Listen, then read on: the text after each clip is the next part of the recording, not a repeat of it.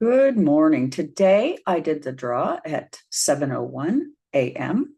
Today is January 14th, 2025, and a 1-5 energy. And I do apologize. Yesterday was a 5 energy, and I forgot to mention that. I don't know why. But anyway, today is Mars Day, and I am using the Millennium Toth deck. The beads for today are blue kyanite, turquoise, aquamarine, and the chrysocolla. And complementary beads to go with this would be lapis lazuli and amazonite. And I basically am going to put mine on now. I make malas and I wear them daily because our Earth is 108 times smaller than our sun. And by wearing the beads of the day and vibratorially corresponding to that number, I am basically making a vibratorial connection. Okay, so this is why I wear them. I make them according to your astrology. If you should need one, please do contact me privately. Okay, so what do we have here? We have the devil, and the devil in major arcana is all things Capricorn, Saturn. Okay. This is the indulgence versus the accountability, the big impression. So, what do we have? We have materialism, a desire for business and businessmen to run things, and thinking that they're smarter than the universe.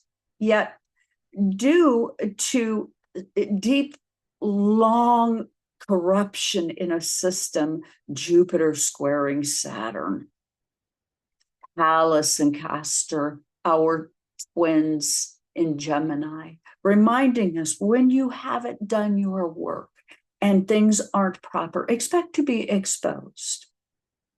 Capricorn, it's about this suppression of communication loaded with conflict for material ambitions.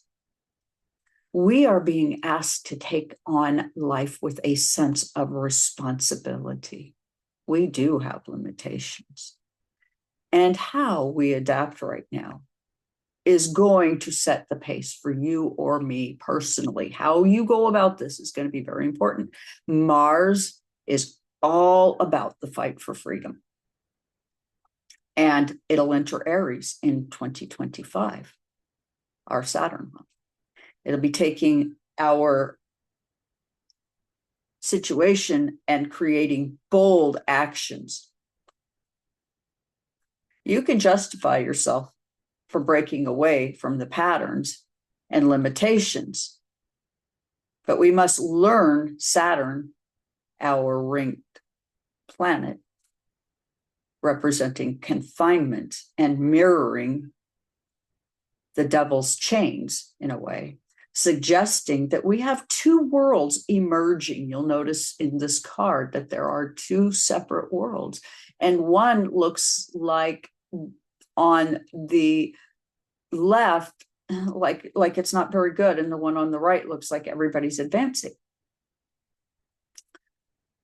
So through self-awareness and self-discipline, the up and coming Mars Saturn will bring intuitive responses. There will be tensions, idealism. Some will have a lack of reality, and others will be very clear. It creates bondage in some ways for some, and it will create freedom for others, depending on what you've done to deal with how you feel. We've lived in a fantasy, more or less, and this has to stop. Self-awareness is now the energetic currency that will assist you in gaining proper foothold. Know yourself, know the universe. How you manage now will set you up moving forward in a deeply profound way The shadow here is massive. It's designed to fill the soul with confusion and have it thinking that materialism will create that sense of happiness in the void. This is not true. There is no amount of stuff that will create happiness. And this oppression, this opposition, is to help us to take on the responsibilities and have proper societal expectations. This is self-imposed, believe it or not. We've all come here with a higher sacred agreement. We're in some outdated models brought to us by many layers of poisonous behaviors over time that we've all participated in. Mars says we can now shift gears and drive ourselves through and away from the shackles. It's all up to you and what you're doing to be prepared for what's coming. You will see we have the Four of Wands. This is related to fire. First house, Aries, cardinal, and it is the third decan, Venus, relating to our Empress and Emperor, sort of like the mom and dad feel, kind of how we've gone about dealing with who's in charge and why, and where it originates from. We come from families. We come from respecting our elders. This Four of Wands says the beauty weds the architect. We can and will celebrate. Stability comes through milestones being reached. Venus is all about nurturing and abundance with creative flair, while Mars is wanting to take control. Many have grown up in households that are out of balance and don't know what it is they are seeking. And perhaps it is time for those of us who see and sense this division and unstable energy to step into our empathy and compassion for those who just don't see it. Joy and stability versus temptation and greed. Bonding self to toxic patterns.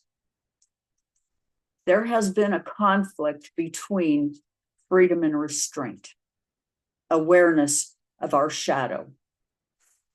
There's liberation through proper balancing and stepping out of the codependency we've created. This opportunity with growth is basically if you step into your softer feminine energy and away from the strong man, likely you can fix within yourself what is going awry, because there is no strong man. We're floating in outer space, if you will, on a ship called Earth. And as we move through this energy, we must be doing our work, or we will be finding ourselves out of alignment.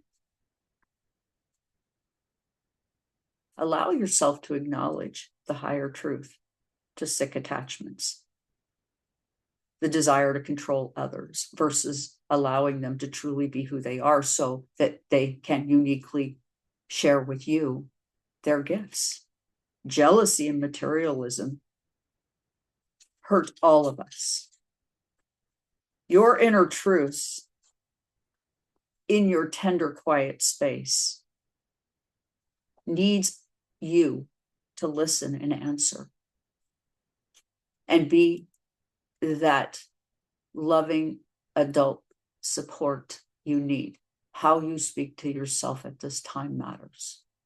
I know for myself that when I am tender and kind to myself, the amount of sensitivity that brews through that and helps me connect and feel like healing is possible is profound. With that, please do like, share, and subscribe. This is a Decan walk, 36 faces, and I will be teaching a course on this. The first round of this teaching will be free. So if you are interested, please send me a message in my message box and I will get back with you and get you set up in our program. And I thank you so much for being here with me today.